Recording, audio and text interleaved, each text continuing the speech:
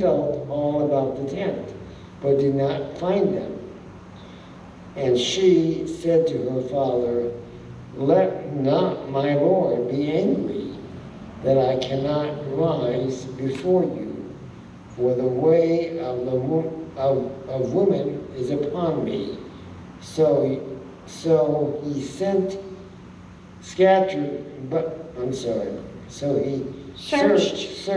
but did not find the house of gods. Then Jacob became angry and berated Laban. Jacob said to Laban, "What is my offense? What is my sin that you have hotly pursued me? For you have felt through all my goods. What have you found of all your household goods? So it's here before me. Set it here before me.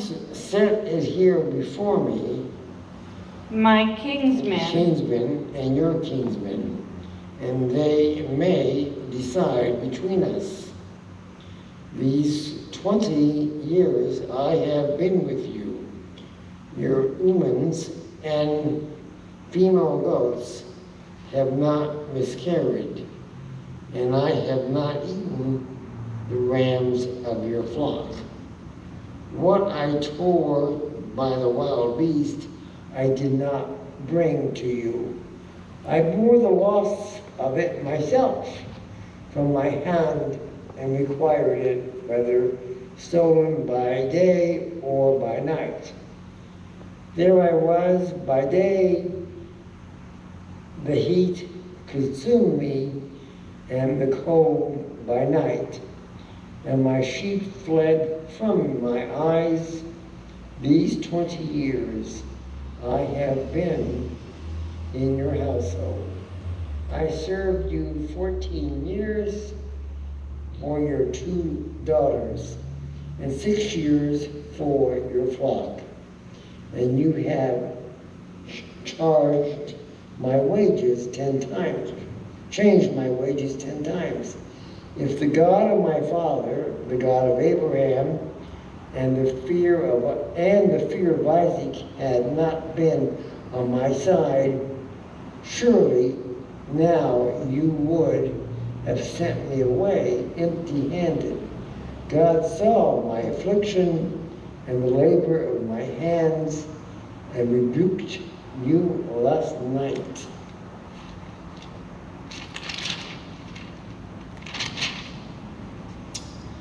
But Laban answered and said to Jacob, "The daughters are my daughters, the children are my children, the flocks are my flocks, and all that you see is mine. But what can I do this day for these my daughters, or for their children, whom you have borne? Come now, let us make a covenant, you and I, and let it be a witness between you and me." So Jacob took a stone and set it up as a pillar. Then Jacob said to his kinsmen, "Gather stones." And they took stones and made a heap, and they ate there by the heap. Laban called it Jigan, but Jacob called it Gishon. Laban said, "The heap is a witness between you and me today." Therefore he named it Laban. And Mizpah, for he said, "The Lord watch between you and me when we are out of one another's sight. If you oppress my daughters, or if you take wives besides my daughters, although no one is with us, see, God is witness between you and me." Then Laban said to Jacob, "See, this heap and the pillar which I have set between you and me. This heap is a witness, and the pillar is a witness that I will not pass over this heap to you, and you will not pass over this heap and this pillar to me, to do harm. The God of Abraham and the God of Niban, the God of your fathers, judge between us. So Jacob swore by the fear of his fathers, Isaac, and Jacob offered a sacrifice in the hill country and called his kinsmen to eat bread. They ate bread and spent the night in the hill country. Early in the morning, Laban arose and kissed his granddaughter and his daughters, grandchildren and his daughters, and blessed them. Then Laban departed and returned home.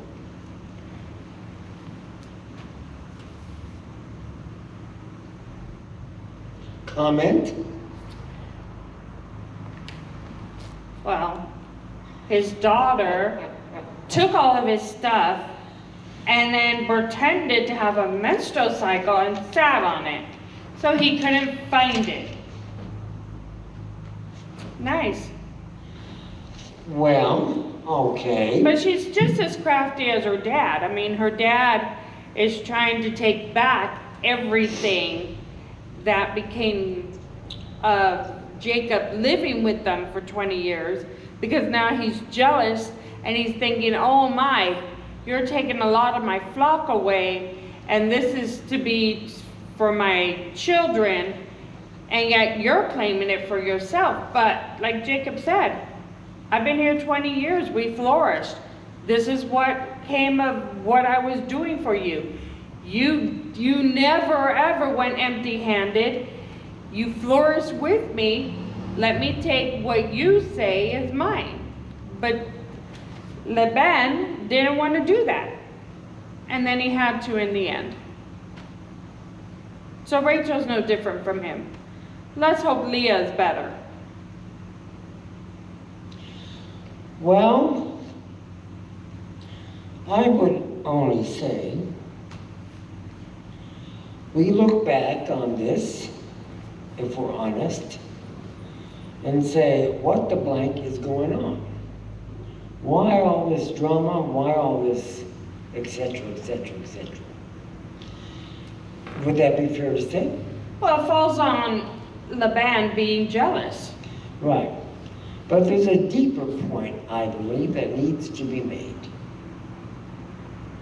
And we have this experience, if we live long enough in our own lives, and we can observe it in the history we have lived through in various generations. What was acceptable, what was normal, what was okay, at one period becomes an absurdity, outdated, whatever, good or bad, later. That's just the way of things. Is that fair to say?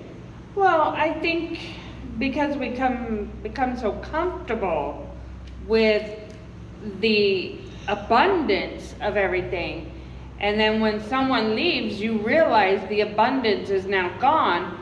And again, I think the jealousy and fear come in, and it's like, whoa, whoa, whoa, wait a minute. These were my animals that I allowed you to breed, that I allowed you to flourish with, and that's what Laban forgot, is that, yeah, you said stay here and allow me to do all the work. And now Laban is older and he's losing Jacob. He's losing his 2 daughters that he married off to the man with all the grandchildren. Now he's being left alone. Now he's been left with less than what he thought he had. So now he's facing this fear of, well, I don't have this abundance anymore. What's going to happen in a few years when I run out? Because I don't know how to do this. You did it so well. I didn't learn from you. And that was Laban's problem, is that he didn't sit down with Jacob, he didn't learn the trick, he didn't learn how to do anything, he just sat and got fat. And now they're leaving, and now he's gonna have to lose weight, the hardest thing to do. And he's angry, he's upset, he's scared, he's jealous. There's so many factors going into Laban right now that he doesn't know how to see beyond his own fears and having to work like Jacob worked for him. It's called laziness. All right, well, very well said. Very well said indeed.